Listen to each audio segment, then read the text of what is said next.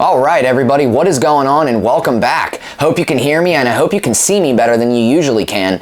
This is my first video with the brand new camera, as well as I actually have a professional transmitter for a microphone, so I hope you can hear me better than you usually can. I really am committed to giving you guys the best videos that I can, and I'm learning and getting better as I go here, so I appreciate the continued support. I'm not going to bore you to death with all of that. I'm just going to get into what the video is going to be today. Today we're going to be going over basic and general maintenance of mining rigs. We're going to go over exactly when I dust them, when I clean them, exactly how often I do all that, and I'm going to answer some other questions that I've been getting below my videos as well. So if that sounds interesting, make sure you hit that thumbs up button, and don't forget to subscribe to the channel. Channel is growing at a very rapid rate, and I can't thank you all enough for the continued support. So let's get into this maintenance topic. So this is actually a topic I've been meaning to talk about for quite some time now, starting with the golden rule. Now, this isn't just the golden rule for maintenance, this is the golden rule for anything when dealing with a mining rig. You should always turn it off before you touch anything on it. Before you plug anything in, or before you unplug anything, you should always turn it off. Make sure all the fans on the PSUs stop spinning, and then you're good to roll. So the other thing that I wanted to say that's actually super important, that I tell everybody that asks me about rig maintenance is you should get everything on a schedule. You should get your cards on a schedule, you should get your actual rigs on a schedule, get the room itself on a schedule. It's easier whenever you can pre-plan everything and you know when you're going to have to do stuff, or when something is getting close to needing to be cleaned. So the first thing we're going to talk about is we're going to talk about dusting. Now, this isn't so much about the cards, I'll talk about those here in a minute, but we're talking about the actual room or the shed or the garage or basement, wherever your rigs may be.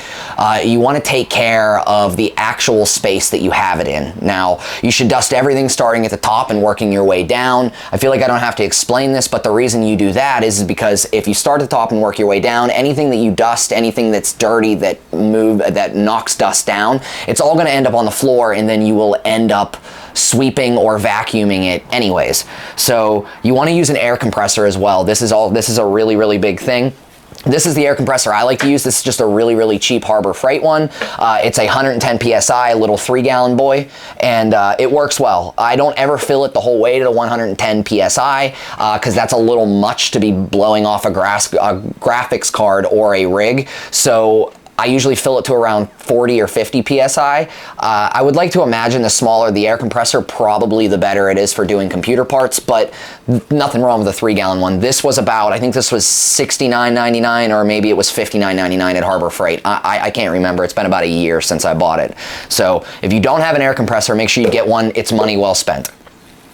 Take apart all the fans. Now, this is just referring to like box fans or any other fans you might be using. We'll go over the cards here in a minute. Now, I know we all know what a box fan looks like, but I just figured I would show this because I feel like some people might ask, well, what screws are you talking about? I don't know how to get a box fan apart. It's real simple.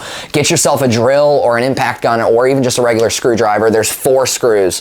I'm sorry, there's going to be a couple more than 4. There's 2 up here, there's 2 here on the sides, and then there's 2 here at the bottom. They're just Phillip head. They're real easy to remove, and then once you get this open, you can either use isopropyl alcohol or you can use Windex. You want to wipe down all the blades, and you want to wipe down these grates, the front and the back. The more dust you get out of it and more dirt you get out of it, the more efficient the fan will run and the more air it will move. So all things that you want to pay attention to. Now, one of the last things that I want to talk about, and this is actually probably should be covered in the card upkeep, we're going to get into that here in a second, is use Q-tips. Q-tips are going to be your friend. I have small fingers, and even my fingers are too big to get into some of these small crevices and places, so use a Q-tip. One of my favorite things to use a Q-tip for is actually the fans on the GPU. Some of that dust, it looks almost like hair, will get caught on the blades, and you can use it right on the edge to get it off. As you spin the Q-tip, it'll all wrap around the Q-tip, and then you can get right behind the fan and clean off all those blades. So they will be your friend. Use those. Now, as far as dusting goes, with the actual room itself, you really don't need to do it all that often. I try to do it at least once a month. That's just me. I'm a little crazy though. I spend a little bit more time hanging out with my rigs than I probably should, so I like to keep my room really clean.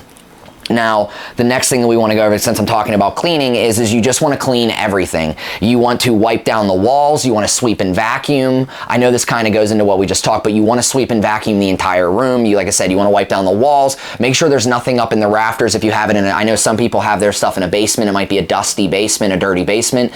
It might actually be a little tip. I know a friend of mine has, it looks kind of thrown together, let's say, but he actually cut open some trash bags and hung some trash bags with thumbtacks in the rafters of his basement, so this way no dust or anything would fall down on top of his rigs and nothing would ever start to mess with his electrical components.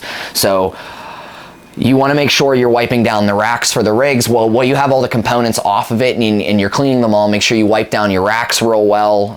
You just want to really take your time and make sure everything's cleaned. And once again, I usually do that about every month, every other month. It really just depends when I have all the components off of the frame and I'm able to do all that. I definitely sweep and vacuum probably daily, if not weekly. Let's see here. What else do we got? So card upkeep. This is probably the one, if you want to call it a category, this is probably the one category that I get questioned the most about. So card upkeep, it's really not that difficult as long as you know when your cards were last maintained. You need to dust them, you need to change pads and paste, and then make sure you use isopropyl alcohol when you have your card open. I wouldn't go opening my card just to clean it with ISO. I would do that while I'm repadding and pasting, and I already have a video on this where we changed the thermal pads on an RTX 3090. It was a Zotac. We did that, and I usually do that, I want to say, at the beginning of summer and at the end of summer getting into winter. So I change my pads and paste 2 times a year. That's a great time to wipe all the components down and clean everything out with Q-tips and ISO. So that's when I do that. I usually do that, like I just said, I usually do that every 1 to 6 months. It really just depends on how dirty the cards are and the time of the year and the heat outside and if I need to change my thermal pads and paste. So let's see here, what do we got? The last thing, I feel like this isn't something that I really need to talk about, but I feel like I should at least go over it, is temperatures. Temperatures are a big one. You want to constantly be checking your temperatures. I know me and my wife, she works from home. She's constantly looking at NiceHash. She's always online looking at the temperatures, looking at the VRAM temps, looking at the physical temperatures of the cards, checking the weather outside to see if it's going to rain or if it's going to be nice or warm or cold, and that all is a contributing factor. I've definitely turned to habit since I started mining. I know there's a lot of people, including myself, I was a guilty person of it, but like I would check Coinbase 500 times a day. I'd be checking crypto.com. I had to know what the price of Bitcoin was all the time. Since I've pretty much turned into a full-time miner, I really don't check the price of Bitcoin anymore. I check the temperatures of my cards more than I check the price of Bitcoin. It's almost turned into every time I have my phone out, I run through the temperatures real quick. One of the things that just goes with that golden rule that we talked about in the beginning of the video is you want to make sure before you turn your rig back on, take this opportunity to check for loose wires and check for fire hazards. That's actually why I have this cord right here. I don't know if any of you can see it. I'll try to lean forward a little bit, but this cord actually got really burned up. And I wasn't paying attention, and I don't know what told me to check it, but I actually was able to run down into my basement and check this cord, and it was melting almost. Now, in case anybody's wondering, this wasn't because I was running too high of a load or anything through it. Believe it or not, this was when it was in the outlet, it was hanging out of the wall like this much. I don't even know how it was pumping energy, electricity through it, with it only being just the tip in like that. And when I felt it, it was unbelievably hot to the point that it was melting. So, like I said, I don't think that I ran too high of a load through it, or it's not a high enough gauge or anything. It is 12 gauge wire, but just always check your stuff. And then that actually goes right into the next thing that I was going to talk about. So daily and weekly rig checks. You should be checking your rigs every day. I go down into my shed at least once a day. Sometimes my wife goes down there, so that makes it a couple times a day that there are eyes on the rigs. Don't ever just start a rig and then leave it alone for a long time. Now, I have seen videos and I've talked with some people who literally work on the road out of their car, and they have a rig running at their house. And I literally know a guy right now that has had a rig running for over 3 months and has not had any problems. He has been home, I think, once in the last 60 days. And that's well and good and all if you're willing to risk it, but there's nobody there to stop it if something starts melting. There's nobody there to take care of any issues that might come up. So beware, always do your own research, and just be careful. Like I've said in one of my other videos, and I don't know if anybody agrees with this, some people might not agree with this, but I personally don't believe burning my house down is worth mining a few $1,000s worth of Bitcoin every month. I mean, some people don't even mine all that much Bitcoin, and it's not worth burning your house down over $20 or $30 a month. So check the cards, check the PSUs, check the building, check the room. I'm always watching the roof. If you watch my other video, I actually, believe it or not, had a leak in my roof. And once again, this was from me not checking. And now I check the crack down the side of my roof where I sealed it. I check that all the time now. Even though it's sealed, I still check it like it's gonna leak. So it never hurts to look over everything. And the only other thing that I can really say is clean rigs equal more hashing power. I mean, if it doesn't give you a bump in hash power, which I've definitely seen people get a bump in hash power from just cleaning their cards properly, it'll at least make them more efficient. I mean, they're not working as hard. They're not working as hard to cool the card. So it should make it at least a little bit more efficient. Now, I hope you all enjoyed this video. I'm probably going to end it there. I will see you again here in a few days. I think my new schedule for posting videos, I didn't post anything over this past weekend.